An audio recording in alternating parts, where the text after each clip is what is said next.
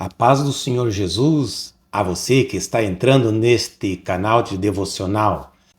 Se você gostar, convido a inscrever-se no canal Pão Diário.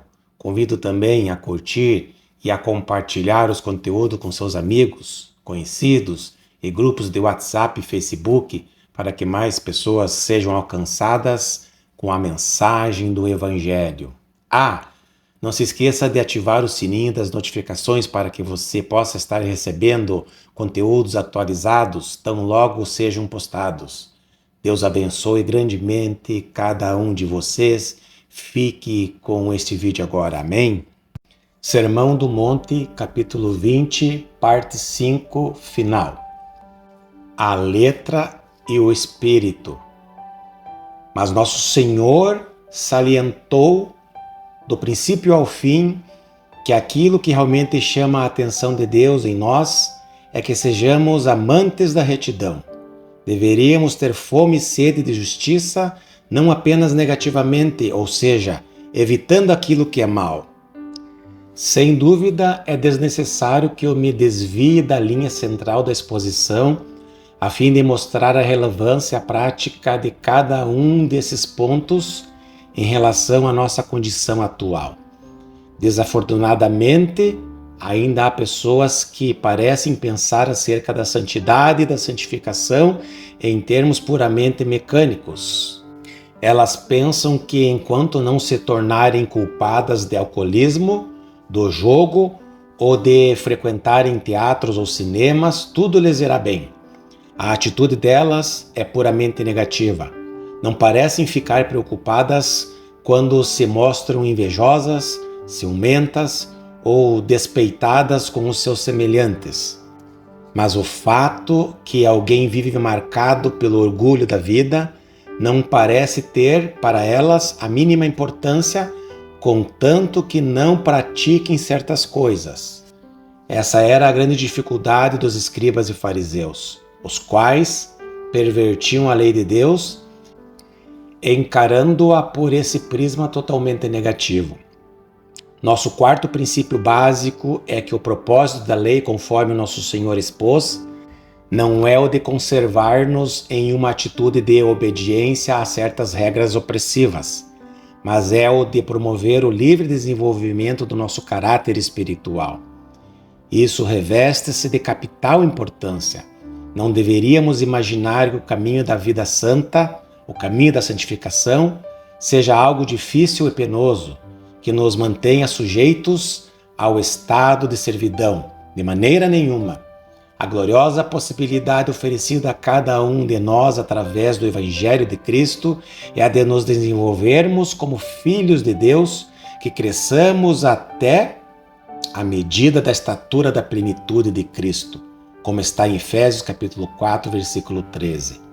Diz o apóstolo João em sua primeira epístola: os seus mandamentos não são penosos, como está em 1 João capítulo 5, versículo 3. Por conseguinte, se você e eu considerarmos os ensinos éticos do Novo Testamento como algo que nos entrava e enreda, se os concebermos como estritos e restritivos, isso significará que nunca podemos entendê-los, pois a finalidade inteira do Evangelho é levar-nos à liberdade da glória dos filhos de Deus, como está em Romanos, capítulo 8, versículo 21.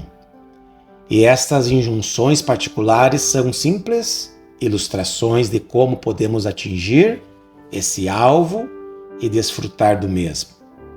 Isso, por sua vez, leva-nos ao quinto princípio básico, aquele que ensina que a lei de Deus, bem como todas as instruções éticas existentes nas Escrituras, jamais deveriam ser reputadas como uma finalidade em si. Nunca deveríamos pensar nelas como moldes aos quais nos devemos ajustar. O objetivo final de todo o ensino bíblico é que você e eu venhamos a conhecer a Deus. Ora, aqueles fariseus e escribas, e o apóstolo Paulo declarou que isso também ocorria em sua vida antes de haver se convertido ao Senhor. Por assim dizer, encravavam os mandamentos numa parede e então, tendo-os contemplado segundo esse ponto de vista negativo e restrito, pensavam: agora tudo vai bem comigo, não sou culpado de nenhuma dessas diversas coisas erradas e, por conseguinte, tudo vai bem comigo. Sou um homem justo e tudo está bem entre eu e Deus. Como você deve estar percebendo, eles encaravam a lei como algo que deveria ser considerado como uma finalidade em si. Codificavam a lei à sua maneira e, enquanto não transgredissem seu próprio código, pensavam que tudo lhes corria favoravelmente. De conformidade com nosso Senhor, todavia, essa é uma perspectiva inteiramente falaz da lei.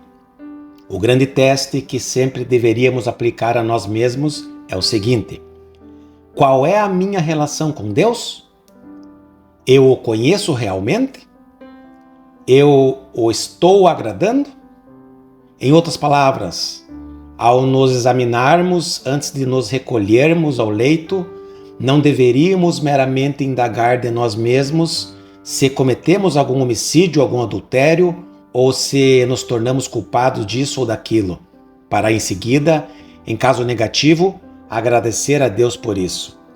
Não, pelo contrário, deveríamos perguntar coisas como estas: Deus ocupou o lugar supremo em minha vida no decorrer desse dia? Vivi hoje para a glória e honra de Deus? Cheguei a conhecê-lo melhor? Tenho demonstrado zelo por sua honra e glória? Houve em mim alguma atitude diferente das atitudes de Cristo?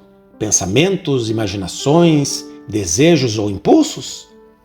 Esse é o verdadeiro autoexame. Em outras palavras, devemos examinar-nos à luz do exemplo de uma pessoa viva, e não apenas em termos de um código mecânico, composto de regras e regulamentos. E, da mesma forma que a lei não deve ser concebida como uma finalidade em si mesma, outro tanto deve ser dito a respeito do Sermão do Monte. Pois essas coisas são meras agências, cuja finalidade é conduzir-nos a uma autêntica e viva relação com Deus. Portanto, sempre devemos exercer o máximo cuidado para não fazer do Sermão do Monte aquilo que os fariseus e escribas vinham fazendo com a antiga lei moral. Os 6 exemplos, selecionados por Nosso Senhor, nada mais são do que ilustrações desses princípios básicos. O que importa é o espírito, não a letra. Os elementos importantes são o intuito, o objetivo e o propósito da lei. Aquilo que precisamos evitar a qualquer custo em nossas vidas cristãs é essa fatal tendência de vivermos a vida cristã como algo independente de um relacionamento direto, verdadeiro e vivo com Deus. Finalmente, poderíamos apresentar a ilustração que se segue.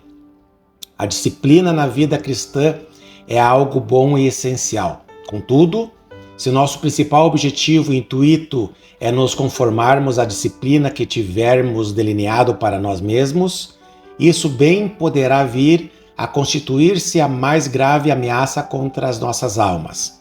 O jejum e a oração são coisas recomendáveis. Porém, se jejuarmos 2 vezes por semana e orarmos 1 hora determinada todos os dias, meramente a fim de pormos em execução a norma disciplinar que estabelecemos para nós mesmos, então é que teremos perdido inteiramente de vista o objetivo inteiro do jejum e da oração. Não há qualquer valor em qualquer dessas coisas assim praticadas, ou em observar a quaresma ou qualquer outra atividade religiosa cuja finalidade seja servir de ajuda à nossa vida espiritual, a menos que subordinemos tudo a uma mais profunda relação com Deus. Eu poderia deixar de fumar, ou deixar de beber, de jogar, etc. durante 6 semanas, ou mesmo durante qualquer outro período de tempo.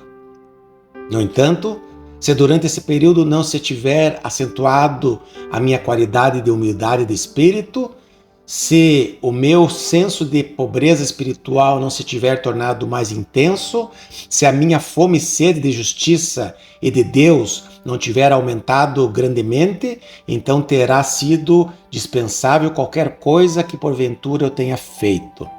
De fato, para mim teria sido muito melhor se eu nada tivesse feito. Tudo isso envolve o fatal perigo de fazermos dessas coisas finalidades em si mesmas.